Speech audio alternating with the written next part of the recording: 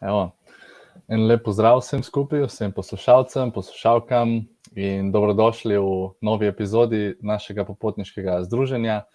Jaz sem Rudi in tokrat prvič moderiram to oddajo. Od zdaj naprej sva s Tilnom, ki je bil do sedaj moderator, izmenjevala pri epizodah. Na drugi strani pa ima mojo gostjo Majo Novak, ustanoviteljico platforme maita.si, s katero bova danes več govorila o potovanjih, delu v tujini, z vidika osebne in karierne rasti. Še preden gremo pa v oddajo, bi sam povedal, da je organizator oddaje popotniškega SNEP-a Popotniško združenje Slovenije, ki povezuje youth hostle po Sloveniji in deluje na področju mladinskega trajnostnega turizma.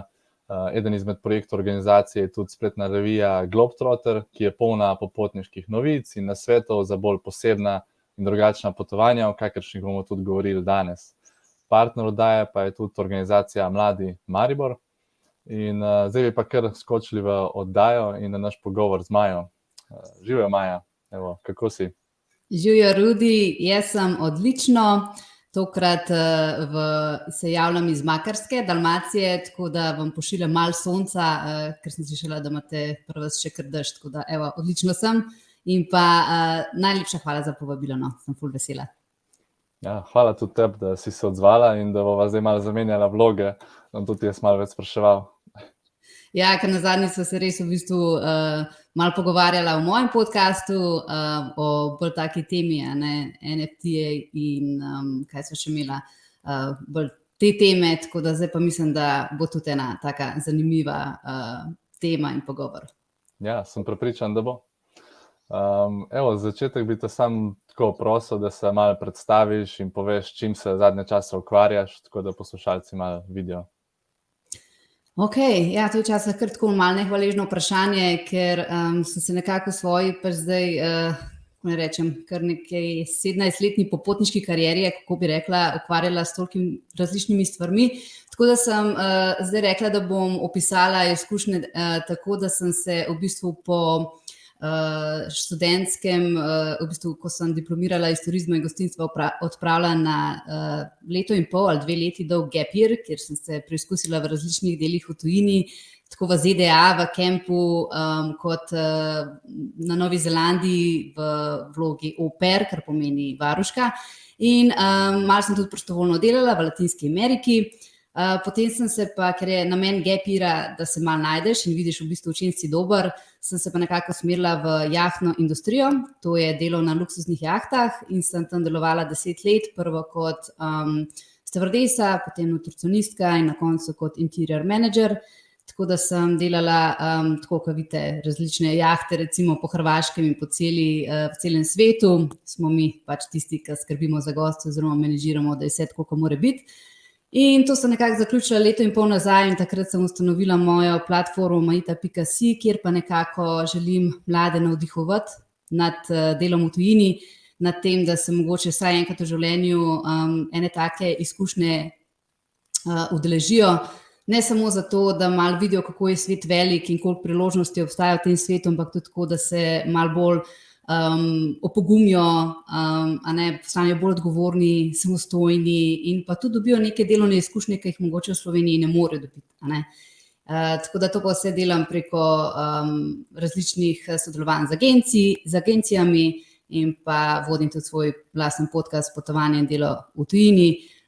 Zdaj pa ravnokar izhajajo še e-tečaji, kjer bojo pomladi lahko si vzeli te e-tečaje, da grejo varno in uspešno v tujino in najdejo svojo sanjsko službo. Pa je to lahko za poletje, lahko za 1 leto, lahko za gap year ali pa mogoče za več let, kakorkoli pač. Tako da to je to na kratko o meni. To je to, ja, se strinjam, da je nehvaležno vprašanje, ker se moraš, in je težko povedati, s čim točno se ukvarjaš, ko delaš toliko stvari, tako kot ti. Ja, pa nadgrajuješ se skozi, veš, tako v bistvu, če ti si, mene vedno po svetu vodi ena taka raziskovalna žilica in vse me zanima in noro rada se učim, recimo, ne vem, jaz res ne izgubljam časa za to, da, ne vem, gledam neke resnično že šove ali karkoli, ampak res namenjam svoj čas izobraževalnim vsebinam in vse, kar me zanima in potem nadgrajuješ pač tisto svoje znanje in izkušnje in greš na nek nov nivo in v bistvu se ti potem tudi druge opcije odprejo in tako, no. Pač, evo. Ja, tako kot mora biti nadgrajevanje. Ja, absolutno.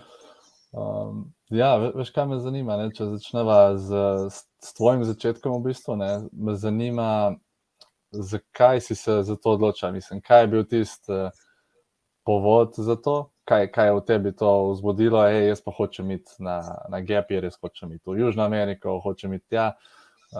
Kaj je tisto, kar te je pognalo naprej? V bistvu se je to začelo nekako pri 19 letih, ko sem šla prvič, takrat sem bila med srednjo in šolo in faksom in nisem imela pojma, kaj naj študiram.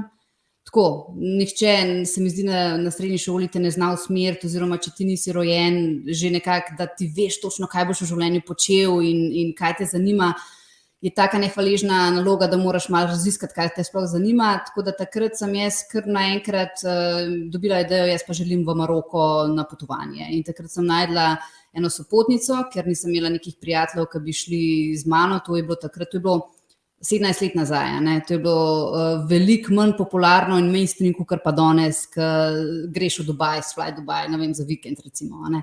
Takrat je bilo to, da greš v Maroko, pa muslimanska dežela, pa sama punca, pa ne vem kaj, vse tako dost pogumno dejanje.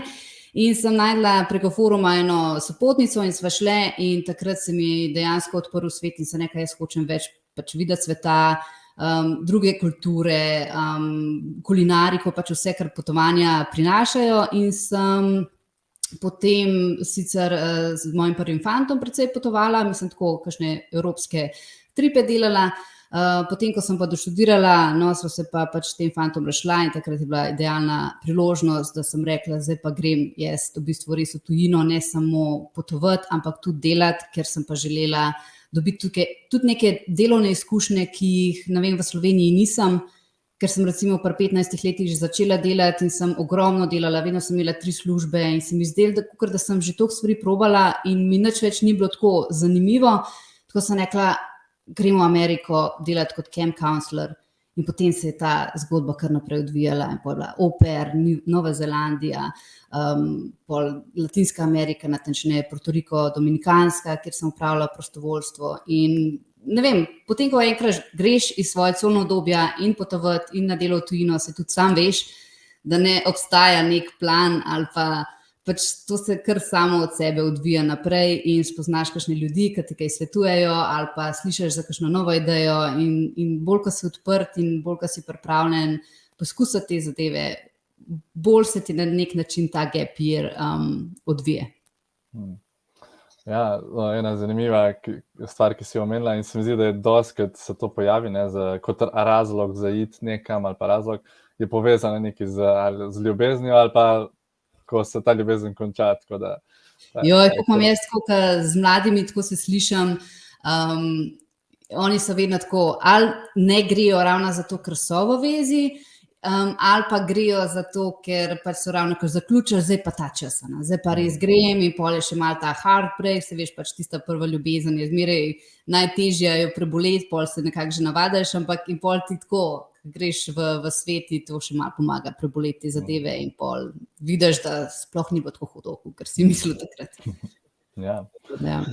In tudi ta začetek, ne, v bistvu, ker je veliko mladih ima recimo strahove, ne, pred tem, ampak itak je vse tako kot tudi pri vsaki stvar, ne, ko greš enkrat pol ven iz tega in pol vidiš, ok, lahko še malo bolj iz te cone obdobja in pol kar naenkrat si tako kot ti že pač 16-17 let potuješ in delaš.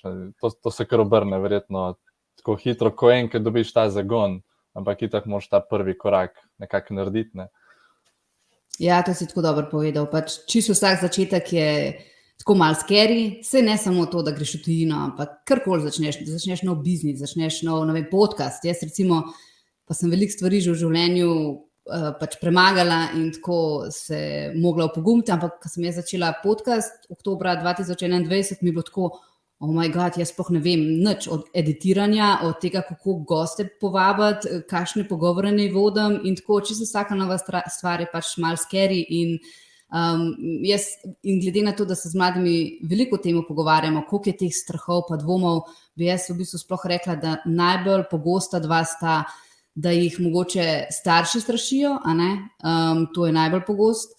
Po drugi strani pa se bojijo, da kaj bo pa na drugi strani, kaj pa, če me noben ne bo čakal, kaj pa, če bom ostal brez denarja in tako in potem, čeprav so to čisto legitimni strahovi, so še zmeraj, ne vem, nekako v naši glavi in tudi jih moramo znati odstraniti oziroma mogoče neko podporo najdeti, se mogoče s kom pogovoriti in videti dejansko, da tukaj pa res nič ni strašljivega, no. Ja, to je bilo tudi moje naslednje vprašanje. Si mi ga že odgovorila, tako je super. Ampak, a se ti zdi, da je tudi kak strah, ki je prav poseben za Slovence, recimo, da ga imamo prav, mislim, da je recimo tipičen za ta del sveta? Jaz veliko tudi z gosti govorim o kolektivnih vzorcih Slovencev in definitivno je to, da recimo vsi se bojijo, da to ni neka redna služba in ne bojo dobili delovne dobe, ker je meni tako čisto nepredstavljivo, tako pač, kaj pa veš, boš čez 40-50 let, bomo sploh še dovolj pokoj ali ne, pač pokojnino, in ne vem, se zdaj že pri 20-ih za to sekirati, ker boš šel za 1 leto na gap year in ti ne bo delovna doba tekla, mislim, da to je tak, ne vem, čuden strah. Poleg tega pa še ful pomemben je pa ta, da smo Slovenci toliko navezani na nepremičnine. Ne vem, kdo mi zadnjič rekel, mislim, da Ivjana, ki sem jo intervjuirala isto, da prav na cegle, da smo navezani, tako ta navezava na cegle in da ti moraš končati neko šolo in tako iti v neke kredite, v neko stalno službo, vzeti kredit in zato, da imaš neko hišo in stanovanje, ker je pa dejansko danes v teh časih, ko so nepremičnine podskočile pač cene v nebo, se mi zdi, da sploh ne vem, ni več to tako, ta strah, bi predvsem rekla, da zdaj pa niti ne moreš vzeti malo časa, da premisliš, kdo si, kaj si želiš, da greš potovati, da greš delati, da greš na pripravništvo, na prostovoljstvo, karkoli, se to ni gap year zdaj nekaj, da samo malo bluziš ali kakorkoli, ampak dejansko, da raziščeš sebe in kaj te sploh zanima, kaj ti je všeč in kaj ne. Se mi pa zdi, da mladi so pa zelo tako, pa moram tako, nepremičnino kupiti, pa imeti dom, pa starši to pričakujejo od mene. Tako se mi zdi, da najbolj je ta navezava na nepremičnino, pa navezava na starše. Ker je po eni strani okej, ampak po drugi strani pa, mislim, samo enkrat živiš in a boš vse svoje odločitve baziral na to, kaj pravijo tvoji starši in učitelji in okolica. Tako, mi je malo žalosten. Ja, sigurno. Kako pa ti to komuniciraš, to recimo kaj za nekoga je lahko ta gap year ali pa recimo prostovoljstvo ali nekaj takega, kako z mladim oziroma tem, ki jim pač pomagaš, kako jim to skomuniciraš, kaj je tukaj pozitivnega zate, zakaj bi šel na to? Ful dobro vprašanje, ker v Sloveniji ne poznamo tega terma oziroma izraza gap year.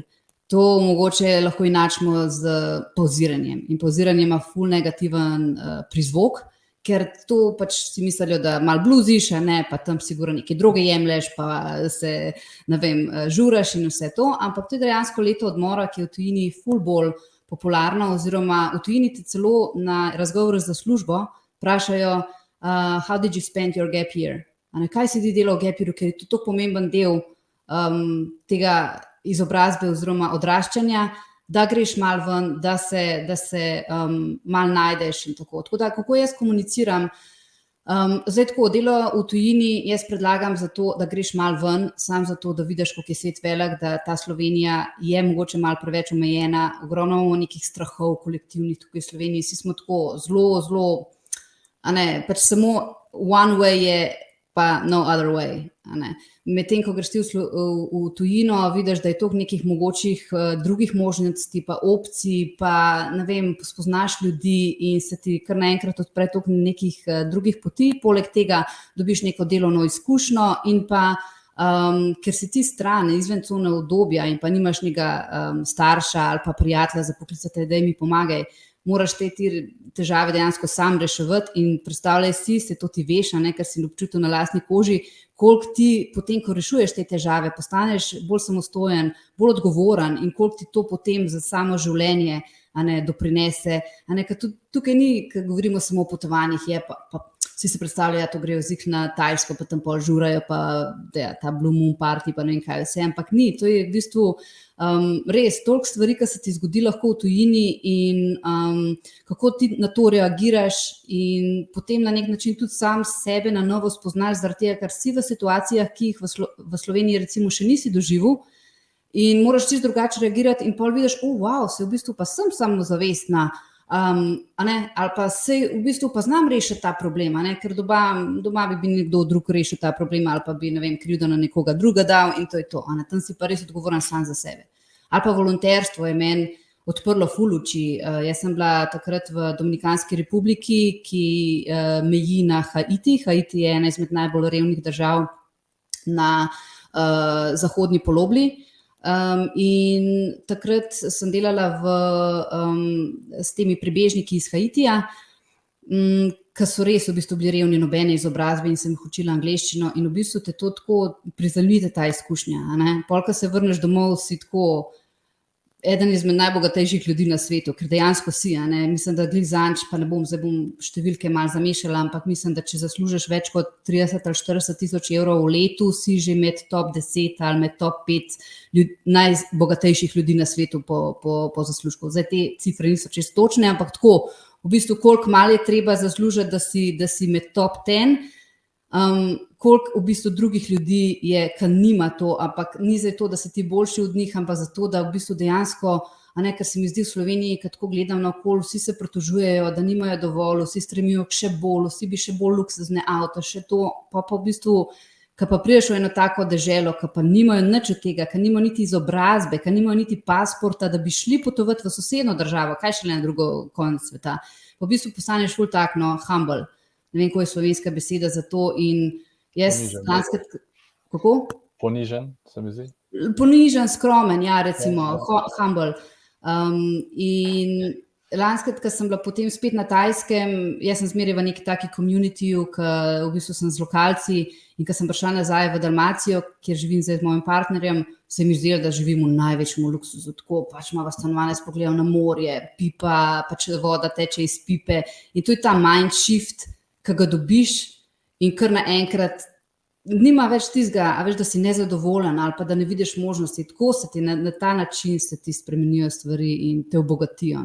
Tako da tako jaz predstavljam, ne, se tudi moraš iti žurati, valjda, to so tudi mlada leta in vse, samo pač daj še nekaj drugega od tega, gap year oziroma dela v tujini, kakorkoli ga imenujemo, še neke druge variante ven vzem. Ja, zelo dobri pointi in tudi ta se mi zdi, ko se ta nagrada, ki jo dobiš pol sam od te izkušnje, se mi zdi, da včasih pač je zelo tako težko nekomu predstaviti to, ker me kdo včasih vprašal, kaj je zdaj to ti prineslo, zakaj je to boljše iti potovati, In je tako zelo težko reči, ker je taka zelo je nematerialno, kot prvo je čisto v tvoji glavi, in ta neka hvaležnost, pač jaz sem bil zdaj najbolj hvaležen za to, da lahko odprem pipo in imam vodo, ledeno iz pipe, tako okusno vodo, kar nekaj sem čutil ta okus, ki ga prej nisem. Je še zmeraj, ko pridem v Slovenijo, mislim, da je to ena izmed najbolj kvalitetnih voda pač na svetu in sem prav uvedla izraz, zdaj grem pa malo slovenske vode popiti, in ko se umivam lase, recimo sploh ne uporabljam balzama, ker to je toliko kvalitetna voda, da v bistvu povsod drugje po svetu se ti pa kar, ne vem, lase, prav za ženske je to katastrofa, ker je to trda voda in te stvari, da res vidiš v bistvu v vsakdanjih momentih, se dejansko imamo pa res ogromno pač enega bogatstva okoli sebe.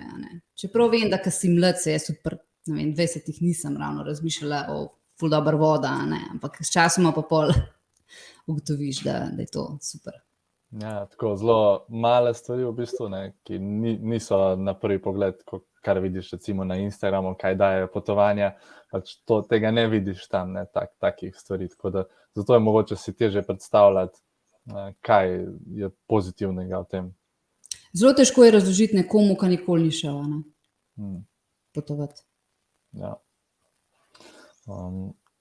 nazaj bi se še malo vrnil na te strahove in sicer kako misliš, da bi nekdo, ker zdaj sem tudi poslušal tvojo zadnjo epizodo, to, ki si solo govorila o strahovih, kako pa misliš, da bi lahko nekdo recimo ublažil ta vstop, da ne gre recimo za 1 leto, 2 leti v Azijo, pa v Južno Ameriko, ki je lahko mogoče za prvič preveč, ne?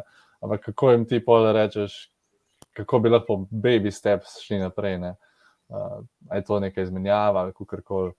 Ja, ful, zanimivo vprašanje. Tle je več poti zdaj. Jaz vedno mladim rečem, ko vidim, da malo fokusa jim primanjkuje, nam ni primanjkovalo toliko fokusa, ampak to razumem, ker je toliko informacij in toliko možnosti na voljo, zdaj kar naenkrat prek teh socialnih omrežjih, da težko v bistvu pol sploh najdeš, kdo si ti, pa kaj ti sploh želiš, a ne. Jaz se tega zavedam, tako da jaz v bistvu prvo usmerim, dajte mogoče se vprašati, kaj vi sploh s to izkušnjo želite, ne, da kar greste zaradi tega, ker je vaša najljubša influencerka se preselila, ne vem, na Kanarce in zdaj to mislite, da je še vaša želja. Res se v bistvu vprašajte, a vi sploh hočete iti, ali je to nekaj, kar je pač res vaša želja, ker ste začutili v srcu, da si to želite, ali je to samo neki zunanji dejavnik, ki je v glavo neke ideje, a ne, dajo. Tako da to in pa potem, kaj od te izkušnje želiš, pa potem, da se res tako neko samo izpraševanje greš, a ne, pa za koliko časa grem, pa ali bo mogoče prišel do motožja, ali grem mogoče lahko svojo prijateljico, ali pa s partnerjem, a ne, in potem razišče seveda vse možne opcije, kam in kako. Jaz absolutno priporočam kot prvo, da se gre ravno za to, da je manj s to birokracijo in vsem tem zadevam problema z neko agencijo ali pa tudi Erasmus izmenjava, in imajo tudi oni še druge super programe, samo zato, da v bistvu prvič, da se ti zmanjša ta del z dokumentacijo, birokracijo, pa v bistvu sploh ne veš, a ne, kaj in kako, pa da ti še nekdo nudi neko podporo, potem pa kar iti tako, ne preveč dolgo čakati. Jaz vidim, da, to sem se zadnjič s kolegico izgovarjala, midve takrat, ko sva se odločili, tako, ko začutiš, wow, ko sem jaz slišala, jaz hočem v Ameriko, jaz sem vedela, da grem in nisem pustila, pa mi je tudi mami rekla, ja, kdo pa te bo čakal na drugem koncu sveta, to je zih na tek, a ne.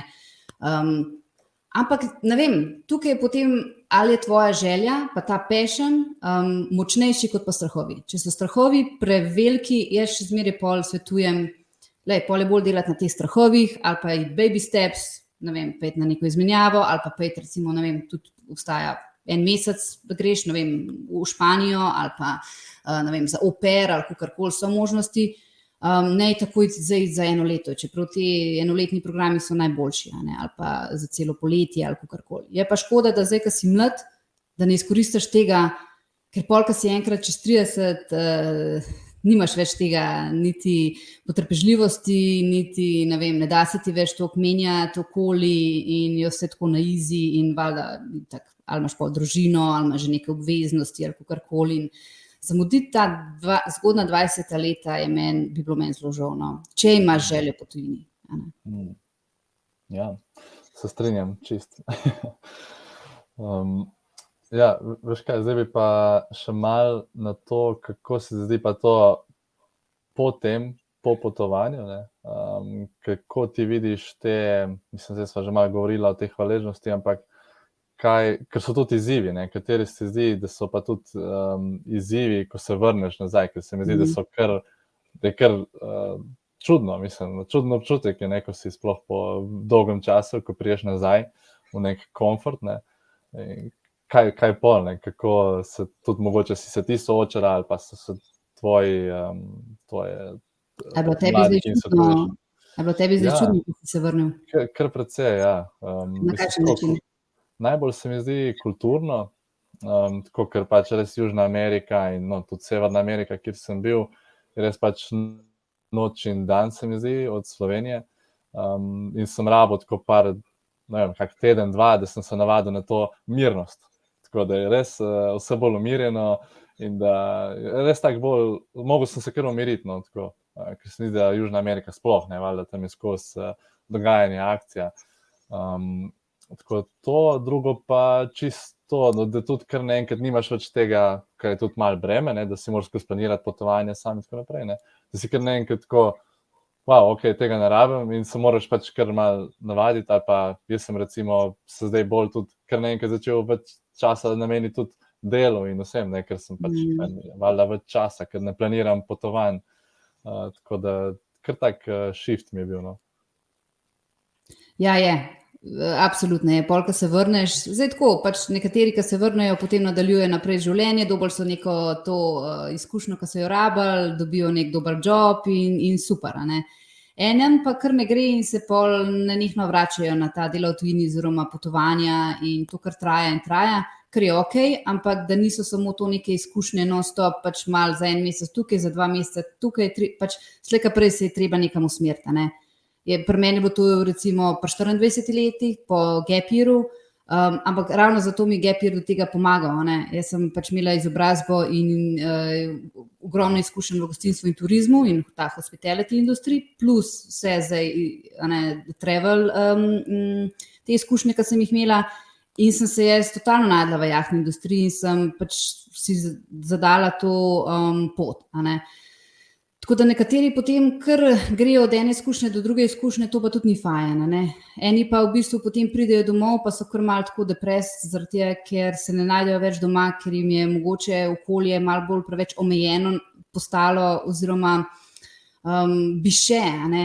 Mogoče so malo zmedeni, kaj bi zdaj, ali ne grem v službo, ali ne grem še malo potovati, ali tako. Jaz verjamem, da je tako, kar ena taka dilema, a ne, ampak jaz bi tukaj rekla, ne vem, več kot 1 ali pa 2 leti, ja, vzem si za ta gap year, za vse izkušnje, ki jih želiš doživeti in kar pejti od ene do druge, ampak pol se pa res treba usmeriti in ker spet ta 20 leta so idealna ali za neko kariero, kjer hitro napreduješ, ali pa za nek startup, a ne, ker zdaj, če govorimo o Gen Z generaciji, generacija Z, ne, ki je zdaj v bistvu vstopa oziroma že vstopila na trg, sem zadnjič gledala statistike, 70% Gen Z generacije želi imeti nek svoj startup, a ne, in da je to najbolj začeti, a ne. Jaz sem tudi gostila tegale Jana Forshuberja, ki mi je še zdaj mi tako kar mal idol. On je tudi šel pač na gap year, mislim, da 1 leto in potem je kar šel v startup Delta Hub in zdaj so pač res rasturajo, a ne. In to je na nek način en tak pozitiven primer, kako lahko s tem, da greš v tujino, nekaj dobrega narediš, a ne. Jaz recimo sem šla v jahtno industrijo, ena kolegica recimo, ki sva tudi posnele podcast, je pa šla za 1 leto kot au pair v ZDA in je tam se naučila fenomenalno govoriti ameriški, pač angleški jezik z ameriškim naglasom in jaz s tem upravim tudi jezikovni mindset, ker ti na nek način razumeš v bistvu Američane, se pogovarjaš z njimi na tak njihov način, a ne. Veš, kakšna je kultura in potem je dobila recimo v enem podjetju tukaj zelo poznanem, zelo visokem pozicijo, kjer dela samo z ameriškimi gosti, a ne. In tukaj na tak način, da mladi morajo razmišljati, kaj bojo potem po tej izkušnji, ne da gre to kar nekam potem v neko pozabo, ampak da te izkušnje, ko dobijo v gap yearu oziroma z delom v tujini, da potem takoj dajo v nekaj, a ne, v svojo kariero, v startup, karkoli pač si nekdo želi. Saj že pri 20 živiš, ali hočeš biti ti, ne vem, samostojni podjetnik oziroma nek, a ne, da začneš nek svoj podjetje, ali želiš, ne vem, delati za nekoga. Saj mislim, da se ti to že malo razkrije. Tako da ja, da se ne preveč, a ne, vrti okoli tega, kaj pa zdaj, kaj pa to, kaj pa pač ja, tako nekako bi svetovala, no. Ja, ker te hitro povleče, ne, in pol se mi zdi, da pride do tega, da pol to potovanje rata beg od nečesa, ne, ker pač zdaj tukaj nisem zadovoljen, zdaj bom šel tja, pa tam nisem, pa bom šel naprej in nikjer nisi zadovoljen, pa to v bistvu ni vpliv zunanje okolice, ne, ampak je pač zaradi tega, kar ti čutiš, ne, v tvoji glavi, tako da to mislim, da je nevarnost. To si ful dobro povedal. Mislim, da je Hemingway rekel, oziroma pisal, da ti ne moreš svojih problemov ali pa svojih čustev pustiti doma oziroma tam, kjer si, ampak jih boš vedno s sabo nosil. Kamorkoli greš, pa greš lahko na Antarktiko ali pa na Luno, ta del bo s tabo, ne. Tako da pol je bolj smotrno se začeti ukvarjati s temi stvarmi, a ne, zakaj bežiš, kaj mi tukaj ni všeč, a ne. Kakor pa da v bistvu res hodiš iz ene države v drugo in potem zamujaš ta leta, ki bi pa lahko že res nekaj konstruktivnega ustvaril, ker res ta energija, jaz sem ravno zadnjič razmišljala, ko sem jaz prvi izvedela, da lahko pač potujem in vse to, jaz sem do 2, do 3 zjutraj iskala letalske karte, kar delala sem neke plane držav, ko nikoli nisem šla, za Kubo sem delala, ne vem, cel itinerarij in vse. To sem imela tega passion, energije in zdaj si rečem, joj, če bi bilo takrat možno, da jaz ustanovim neko svoje podjetje ali pa to, ker zdaj imam to platformo, ko imaš toliko energije, ko imaš toliko res pa v bistvu malo še naivnosti, da ti bo vse uspel, nisi še toliko doživel, da si pač padel in vse to in greš res full in. In zdaj si pa rečem pa 35, 36, no, je škoda, da takrat ni bilo toliko možnosti, kakor jih pač imate mladi zdaj. Sam res pa je fokus pa disciplina, to je pa nujno. Če ni fokusa, pa ni discipline, pol nič ne moreš narediti iz teh izkušenj in kaj želiš v življenju. No. Pa se ti zdi, da lahko potovanje izboljša recimo ta fokus pa disciplino? Ali poslabšajo? Ne, jaz mislim, da ne. Mislim, da ti poslabšajo ravno zato, čeprav recimo jaz sem se pa fokusa največ naučila pa discipline ravno z digitalnim nomadstvom. Kaj je digitalno nomadstvo, ne vem, ali greva zdaj v to, kaj to je, ali ne, saj se pač verjetno že ve. To je nekdo, ki lahko opravlja svoje delo preko računalnika, potrebuje samo internet in dejansko si ti lokacijsko neodvisen in lahko tako kot jaz recimo, ko imam 100% vas biznis na spletu, grem lahko kadarkoli v Slovenijo, kadarkoli na Hrvaško, kadarkoli na Tajsko, pač, Ampak to je tudi tako pride, zdaj ni več to samo potovanje, ni več samo to, zdaj pa lahko grem na nek trip tam na Tajskem ali pa ne vem, v džunglo, pač moram delati, Kdaj moram delati? Takrat, ko imajo, ne vem, moje stranke business hours, Če je to v Sloveniji, je to 6-urna razlika recimo s Tajsko. In moram delati, ne vem, tudi do 10 zvečer in si na tak način potem postaviš čisto drugačne prioritete, ker če si pa digitalni nomad oziroma freelancer oziroma imaš svoj SP, tlej pa, če nimaš discipline, ne boš uspel, ker je pa... In pol, da še potuješ in si v neki novi državi, kjer te non-stop zunanjo pač okolica, prid sem, zakaj ne moreš iti, ne, zaradi tega, ker pač imam things to do in imam svoje stranke in imam stvari, ki jih moram delati, tako da jaz sem se ravno z digitalnim nomadstvom naučila te discipline, da ko je treba delati, Ja, zelo dobro, da si odprla to temo, ker sem hotel tudi malo navezati na to delo nadaljavo in nomadstvo.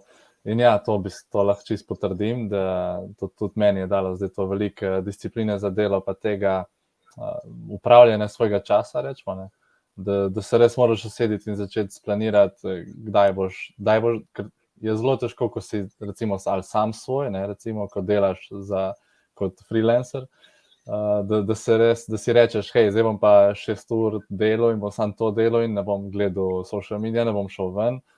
Tako da mislim, da je to ena od stvari, ki ti jih res pač da to freelancerstvo in nič drugega. Tako da mislim, da je to res ena izkušnja, ki bi jo vsak moral dobiti. Ker na koncu, če ne delaš, ne bo denarja in kdo ti bo plačeval, tam boš lahko šel beračati. In to, kar narediš ta manjši v glavi, ne, pač moram delati in moram zaslužiti in to je to. In potem sploh ni več problema.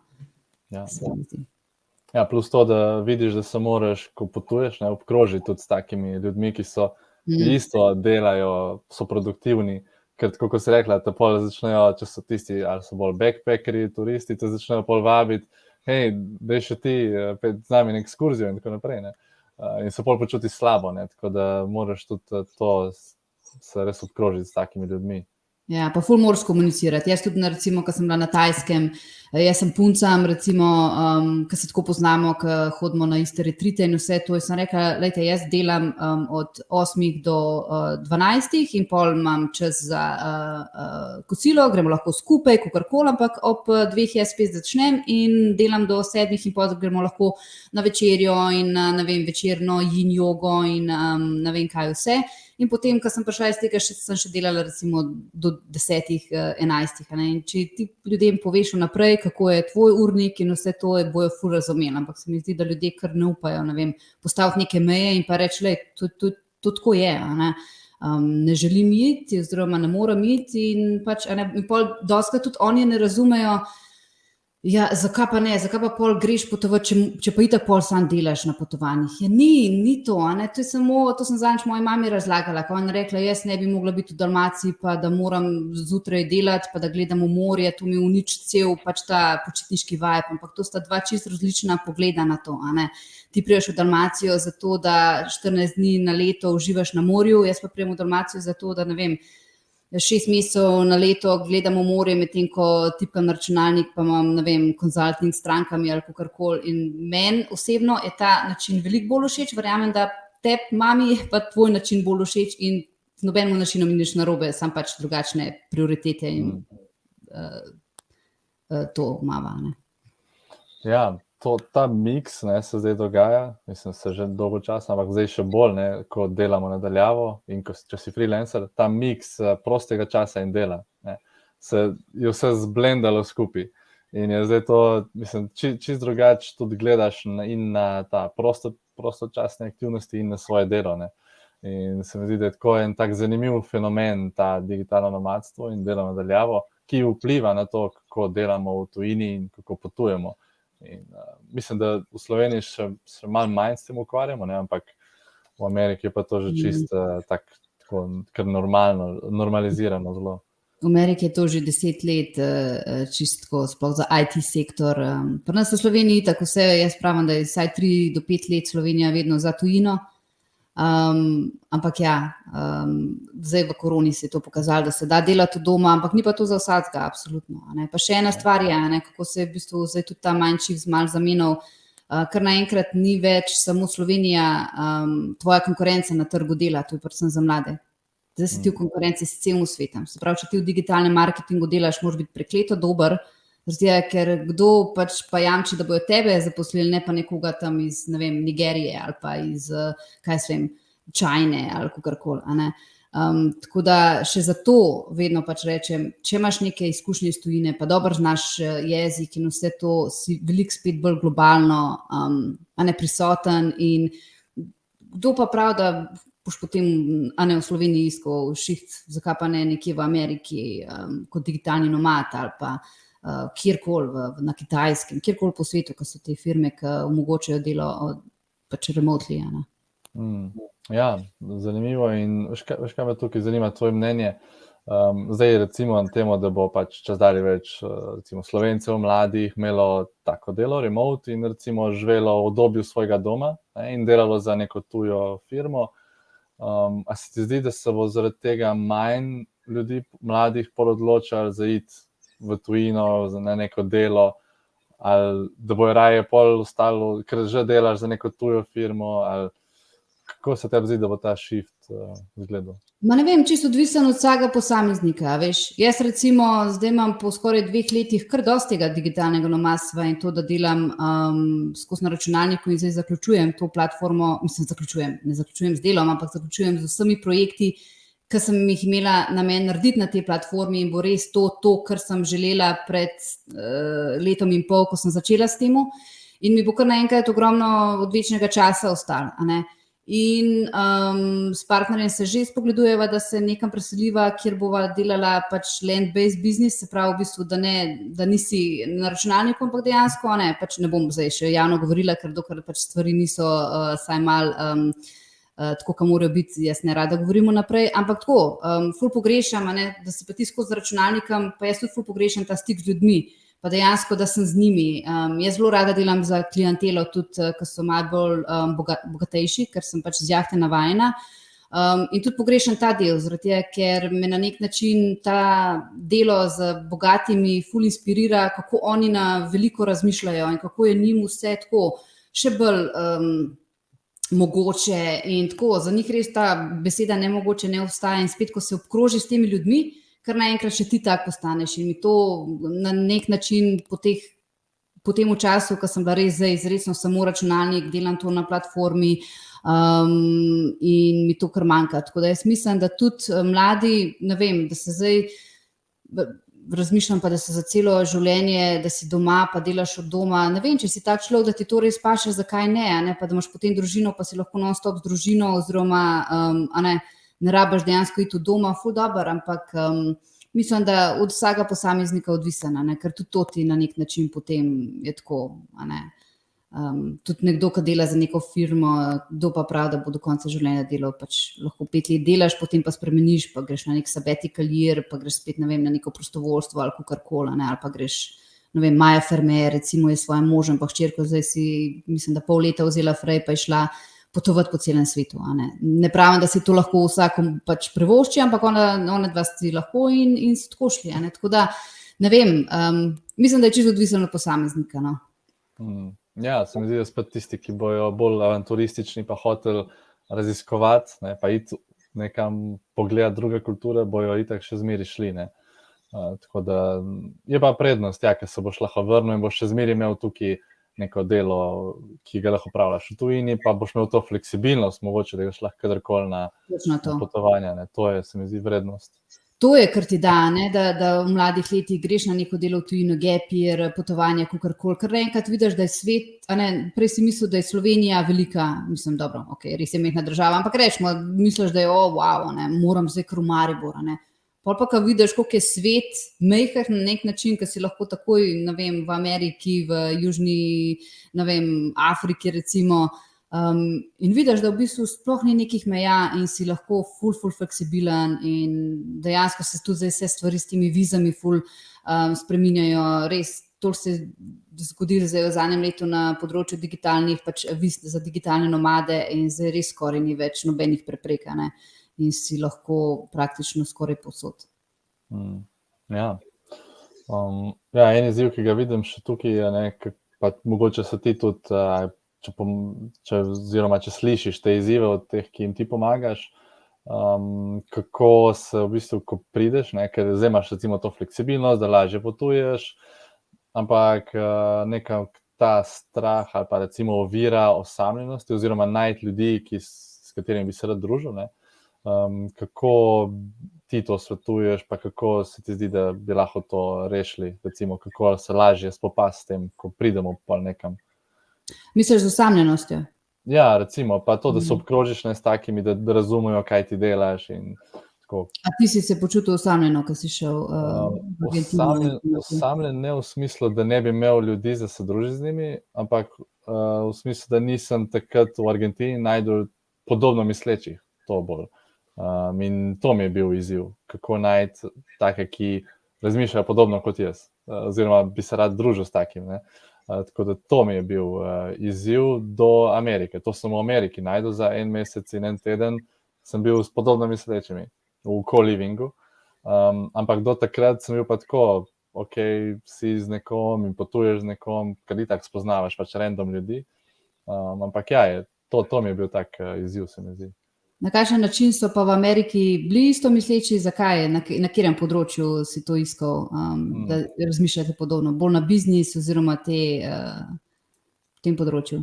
Ja, eno to, da je vse te zanimalo co-living, življenje pač skupaj z ljudmi v nekem, ali je to hiša ali kakorkoli, v neki enoti, skupaj s podobno mislečimi, to je vse njih zanimalo, ne, njih zanimalo biti v nekem Airbnb-u random sam, ne, ampak dejansko biti obkrožen z ljudmi, tako na blizu.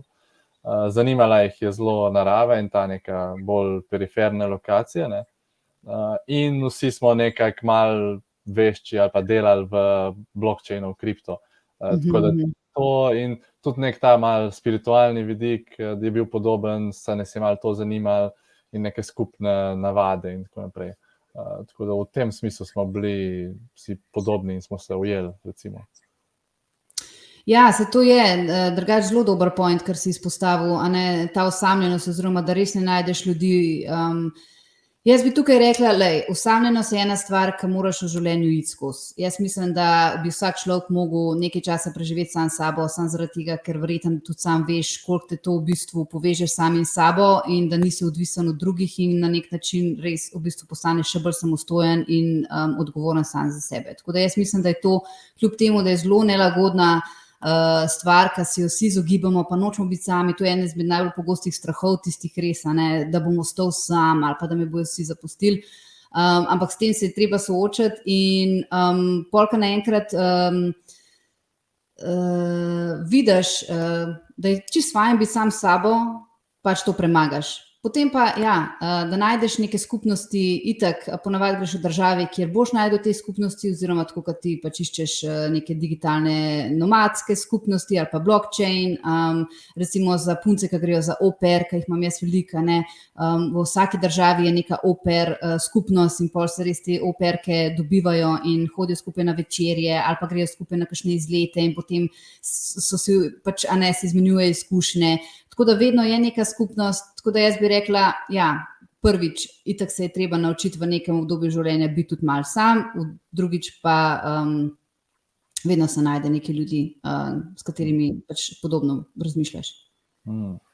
Ja, no, vse to sem mislil, točno to, ko nekdo gre na gap year, verjetno se združi in se spozna s tistimi, ki so tudi na gap yearu in si izmenjuješ izkušnje in to tako. Se pravi, se najde community, skupnost podobno mislečih.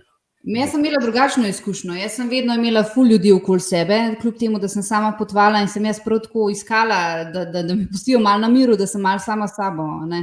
Ali sem imela neko sopotnico na nek način, mislim, tako, ko se najdeš na poti, ali sem delala na jahti, imaš itak s posadko si 24/7, ali ne vem, sem bila v kempu, smo tudi z counselorji skupaj živeli v šotoru, kot au pair sem v bistvu živela pri družini, in sem z vsemi sem se na nek način ful razumela in sem jaz kar nekako mogla iskati ta čas sam zase in prav iti na kakšne izlete ali pa na kakšne, ne vem, tako da sem bila sama s sabo, da sem malo razmislila pri sebi. Tako da jaz imam čisto drugačno izkušnjo. No.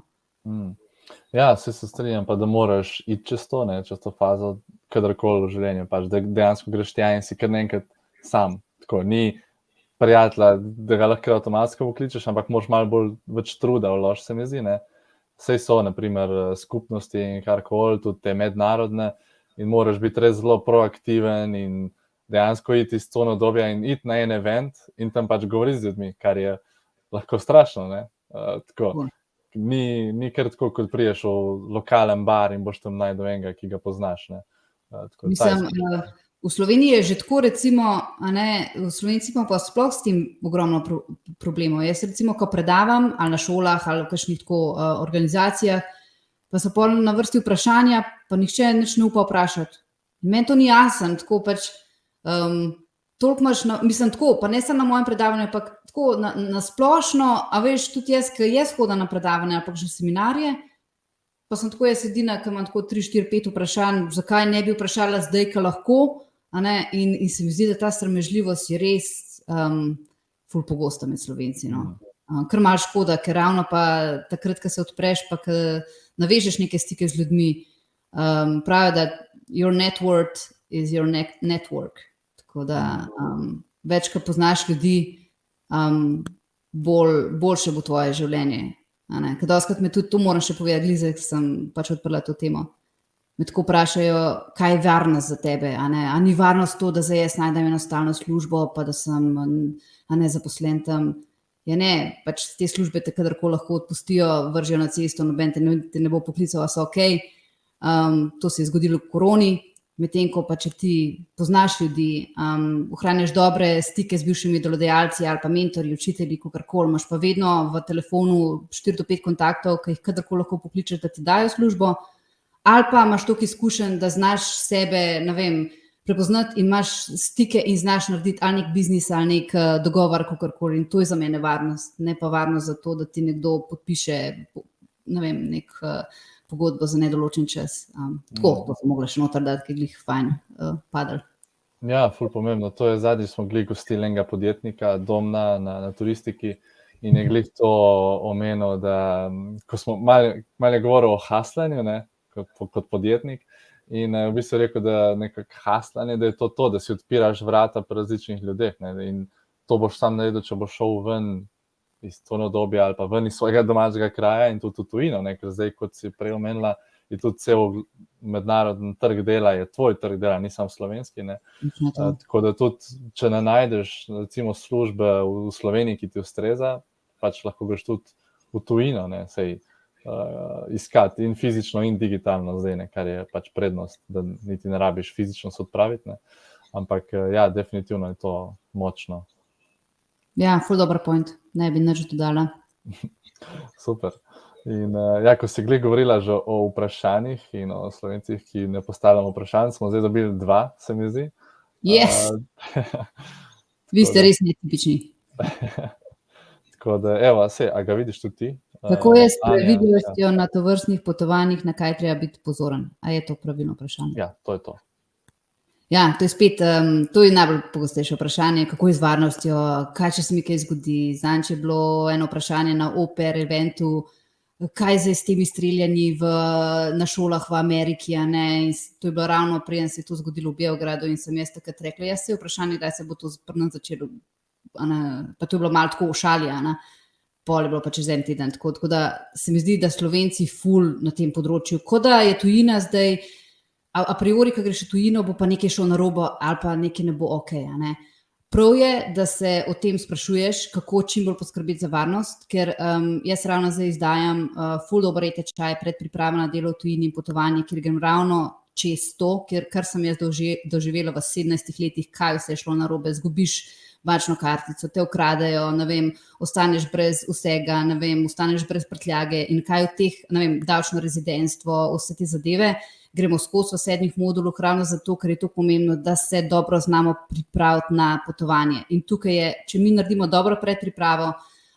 ne vem, naredimo digitalno potrdilo, napišemo pooblastilo, vse te zadeve, ki jih moramo urediti, pol bo naše potovanje ful bolj varno in ne bo toliko stvari šlo narobe, ker bomo mi že vnaprej pripravili stvari, ki bi lahko šle narobe. Lej, mogoče se ne bojo zgodile, mogoče ti ne bo bankomat pojedel tvoje bančne kartice, ne vem, ne boš ostal brez denarja, ampak si zaščiten v tem primeru, če se ti to zgodi. Na vse te možne zadeve res opozarjam, ker pač se mi je zgodilo ogromno stvari v 17 letih, normalno, da se ti.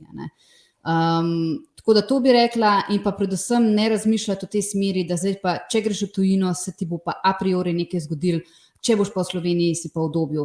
Jaz bi rekla, da je še celo obratno, zaradi tega, ker ko si ti v Sloveniji, si v nekem udobju in nisi toliko alert, se pravi, nisi toliko v bistvu na nekem avtopilotu delaš, ker veš, kje se vožiš vsak dan, veš, kam greš v trgovino, ko si pa ti v tujini, si pa skozi alert, in si pripravljen na vse, karkoli se ti zgodi in ful bolj odreagiraš, pa ful bolj si pozoren.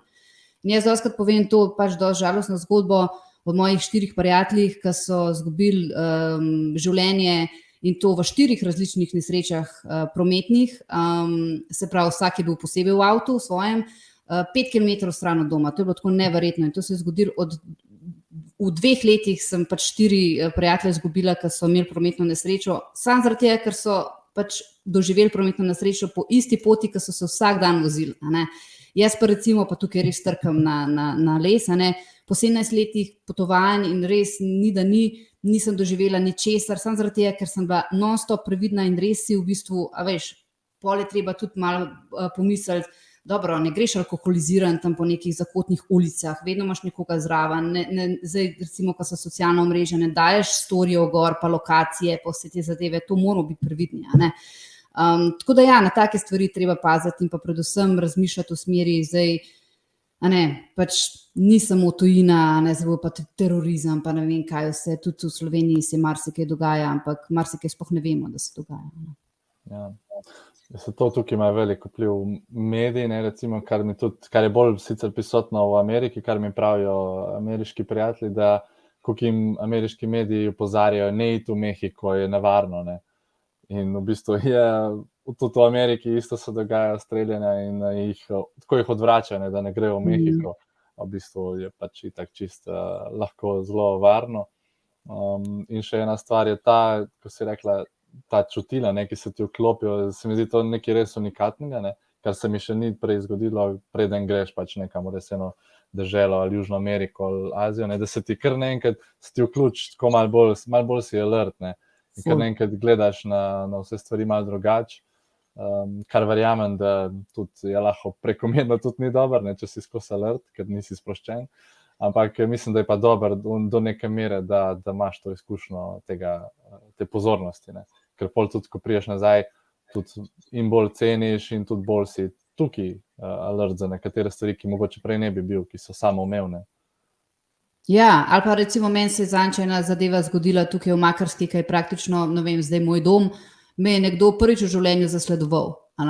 Nikoli v življenju nisem imela te izkušnje in mi je bilo prav tako šok, ker se vem, da za Slovenijo je Makarska še vedno tujina, ampak za mene je to na nek način dom, kjer se počutim ful varno in vsak dan grem na isti sprehod in kar naenkrat, ne vem, en moški za mano hodi tako pol ure in to hočem povedati, da je važno, da ti potem v teh stvarih razmišljaš in da veš, kaj boš naredil in da imaš vedno tak backup plan. Tudi recimo v tujini se to tudi v tečaju jemljemo, če se res izgubiš, ne zdaj sred ceste stati pa gledati v ne vem, zemljevid oziroma Google Maps, zdaj ni več zemljevidov, A ne, pa biti vas prestrašen, pa to, pejt nekam v kavarno, used se dol, kakor da je vse ok, če se ti kdo približa, reč, le, ja, zdaj gremo v hotel, tam je fun čaka, ali pa prijatelji so tam za vogalom, a ne, bod suveren, ne pa zdaj biti vas prestrašen, ker pa se ti bo sigurno nekaj zgodilo, ne. Tako da take stvari treba malo premisliti, pa predvsem, ja, tako kot si rekel, ful biti pozoren, ne pa preveč, ker če si pa preveč, se pravi, smo pa spet pri strahu, da je pa ti panika, pol pa raj ne iti oziroma se s to paniko, strahom malo bolj spopasti. Ja, se soočiti. Ja. Dobri nasveti. Mislim, da imamo še eno vprašanje. Vprašanje od Maje. Maja, kako usklajujete svoje interese glede potovanj in digitalnega nomadstva s partnerjem? Pri meni je to bilo na začetku kar problem, ker on je bolj tako, on je čist v gostinstvu in turizmu in sploh ne šteka teh stvari, zakaj jaz cel dan gledam v računalnik in njemu sploh ni bilo jasno 6 mesecev, kaj jaz sploh delam. Kaj je to podcast, kako s tem lahko zaslužiš, kaj je to, ja ne, pa to je marketinško orodje, veš, pa pol jaz dobim, nič ni štekal. Tako da njemu, on je res to rabil ful dolg časa, da je dojel sploh, kakšno je moje delo. Zelo veliko sva delala na tem, da on, ko pride domov, me more pustiti, ker je to moje delovno okolje in da če delam do 5:30, ne me ne moti, ker meni, ker nekdo zmoti, rabim 20 minut, da pride spet nazaj v fokus in mu vedno pač napišem, lej, do takrat pa takrat delam, pol bova pa lahko, ne vem, delala, kar ti hočeš, kamorkoli greva, gor dol. Tako da to je bilo meni dosti pač težko, zaradi tega, ker on v temu ni. Ker se pa tiče potovanj, no, midva tudi kar nekaj časa ločeno preživiva. Jaz mislim, da je to zelo dobro za najino vezo. Pravijo, da tisti ljudje, ki so partnerji, ki so manj skupaj, so bolj srečni, oziroma dalj cajta so skupaj, to je malo hecam, ni tako čist, ampak midva sva se v bistvu že tako na nek način navadila, ker sva oba dva delala v jahtni industriji, sva bila na svojih jahtah in se včasih tudi po več mesecev nisva videla in sva pač mogla furati to long distance relationship in sva čist neke druge nivoje te zveze spoznala, še bolj povezala, še bolj izboljšala komunikacijo. Tako da jaz to včasih, in zdaj grem pač jaz sama, ko ima on tukaj busy season, čez poletje, jaz tukaj od njega nič nimam, ker praktično dela od zjutraj do polnoči, a ne, ker to so pač, ne, tukaj v Dalmaciji, oni delajo 4 mesece na leto, potem so pač čez zimo čist na easy, to je pač tak lifestyle. Pri meni je pa tako, da pač ta poletje nekako preživim bolj ali z družino v Sloveniji, ali grem na nek retreat s puncam ali kakorkoli, tako da se tudi malo bolj ločeno in nama to zaenkrat funkcionira, kako bo pa v prihodnosti, pa bo vas proti videla. Kaj pa ti? Ja. A jaz? Se bo za oba dva vprašanje? Jaz tega glih ne moram odgovoriti, ker nimam partnerke, tako da ja, se pa strinjam, da so neke meje tukaj, ki jih moraš vzpostaviti ali pa tako tudi videti, kaj komu ustreza, ne vem, kot si povedala. Ja, ker ful je lahko biti v vezi z enim, ki so digitalni nomad oziroma dela na računalniku, pač skupaj sta tam kuhata in drugo kavo, delata vsak se, a ne, tako kot je pa čist nek drug, tam on ima land-based business, jaz imam pač ta spletni biznis, je pa tako čist drug mindset in ja, sam komunikacija, pa pač razumevanje, pač en drug morate razumeti. Ja. Super. Imamo še eno vprašanje? Opa. Ja. Ksenija, na podlagi česa se odločaš, v kateri državi boš živela, glede na to, da svoje delo opravljaš online? Zdaj tako, nisem jaz zdaj tako čisto na hardcore, da bi ful potovala kot digitalni nomad, nekako menjam lokacijo, Hrvaška, Slovenija, Tajska, pa vmes če še kakšna druga pride. Zdaj, ni zdaj tako, da jaz res non-stop potujem. Pač jaz sem večinoma res tukaj na Hrvaškem, potem, ko rabim obiskati moje prijatelje in pa familijo, ker mi ful pomeni, sem v Sloveniji, in ko pa rabim čas za sebe in pa za nek retreat ali kakorkoli, grem pa na Tajsko zdaj. Čez poletje bi mogla na Šrilanko, pa je to padalo v vodo zaradi ene druge zadeve, tako da delati kot neko prostovoljno delo. Tako da se odločam čistko, v bistvu, glede na to, kakšno izkušnjo želim doživeti. Jaz sem resno bolj nagnjena k tem retreatom. Retreat pomeni telesno-duhovni odmik, a ne, da greš pač in yoga retreati in detox in vse te zadeve. To je pač moj drug passion v življenju, je pač ta nutrition in well-being. Tako da tisto, kar mene res potegne, no, kar res želim, ne vem, kar me nekako, ne vem, recimo Dubaj je, recimo zdaj ful popularen ratov, zato mislim popularen, zdaj dejansko lahko greš tja, hitro dobiš residency, ustanoviš podjetje, recimo tam imaš si tax free, to bi bilo recimo interesantno, potem ne vem, Grčija je nasplošno ena taka država, kjer bi vsak želel, ne vem, po moje preživeti ali poletje ali nekaj časa, tako da odvisno kaj tebe, vleče, pač mene vedno pač bolj take države, oziroma glede na namen, kaj me zanima. Ja, mogoče jaz tukaj dodam, da kar je tako znano sploh pri digitalnih nomadih, ne, da recimo ne potujejo med destinacijami, ampak med skupnostmi. Tako da dejansko iščejo, kje so te skupnosti podobno mislečih. In dejansko, kar vidim, ne, da tisti, ki delajo, ki se identificirajo kot digitalni nomadi, vedno preverijo za vsako destinacijo, če je tam ta digital nomad community, če obstaja. Če res so tam ti ljudje in da se boš lahko povezal z njimi. To sem videl, da je zelo... In tudi jaz pri sebi vidim, da načeloma res iščem bolj, kjer je nekaj, kar je nek trigger, ne, pri meni, da je neka, ali je to skupnost, ali so to neki ljudje, ki jih hočem spoznati. Se mi zdi, da je to kar pomemben faktor. Ja, ful si dobro povedal, ampak predvsem, da sebe vprašaš, kaj si želiš v tem trenutku, kam me vleče, kaj te kliče in to je to, tako da, ja. Ja, točno to. Evo, super, nimamo več vprašanj, hvala za vse 3 vprašanja in za konec bi ti dal samo še eno vprašanje in sicer, oziroma bi te prosil za eno sporočilo za mlade, končno, kako bi imela, za vse to, kar sva govorila, vezano na odhod v tujino ali pa na delo v tujini, kaj bi predala zdaj mladim? Čisto simpel, ne preveč poslušati ljudi okoli sebe, ne si vzemati njihovih strahov in dvomov na sebe, ker to so njihovi. Vprašajte sebe, kaj si želite, kaj vas navdihuje, kaj vi pač res srčno želite v svojem življenju, pejte za temu. Pejte varno, jaz vedno pravim, sledite svojemu srcu, ampak uporabljajte svojo kmečko pamet, ker svet tudi spet ni zdaj samo v rosah. In to je to, ne preveč poslušati drugih okoli sebe. Razumite jih, spoštujte mnenje, ampak ne to na sebe vleči, tako da, ja, just go for it. Super nasvet, go for it. Tudi jaz ne bi nič dodal tukaj in bi res tem zaključil, pa bi se ti zahvalil, Maja, za res, po moje je bilo ful koristno, motivacijsko za vse, zame je bilo. Jaz sem vedno tako tremo, ko sem tako na gostovanju, ko ni moj podcast in tako, ali bom sploh kaj pametnega povedala, veš, meni je to logičen. Ampak ja, tudi te hvala, ful si dobro vodil, ful zanimivo vprašanja, moram reči, da je bilo to en izmed mojih najljubših pogovorov. Veš zakaj, ker mi dostakrat pol, ti si eden redkih, ki me nič ni vprašal o jahtah in kako tam ljudje živijo in kaj delajo in vse to njih zanima, mene pa tudi tako, res vas zanima, kaj nek bogataš dela tam, ne vem, v prostem času na jahti, a niso bolj druge pomembne življenjske zadeve, tako da, ja, ful dober voditelj.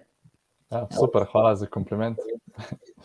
In ja, hvala tudi vsem, ki ste spremljali, dali komentarje, vprašanja in se vidimo v naslednji epizodi. Zdaj vse današnjo in tudi prejšnje epizode lahko pa spremljate prek YouTube kanala Popotniškega združenja in pa tudi na vseh podcast platformah, Spotify, Apple Podcasts, Google Podcasts, Apple Podcasts, če sem omenil že. Tako da ja, do naslednjič. Hvala, čau. Hvala, čau.